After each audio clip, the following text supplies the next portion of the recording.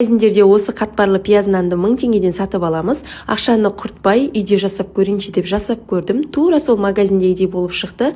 Қатпарлы, ыстықта жесеңіздер вообще күшті болып шығады екен. Мен жылы судың үстіне тұз, ашытқы және сұйық майды қосамын, араластырып, үстінен ұнды салып, жұмсақ қамыр илеп алдым. Илеген қамырды пакетке салып 10-15 минутқа қойып қоямыз. Қала пиязды турап аламыз, үстіне тұз, бұрышты салып, жақсылап онды араластырамыз. Иленген қамырды 2 бөлікке бөліп алдым. Бір бөлігін дөңгелек етіп жұқалап, арасына ертілген сары майды жағамыз және пияздарды сеуіп шығамыз.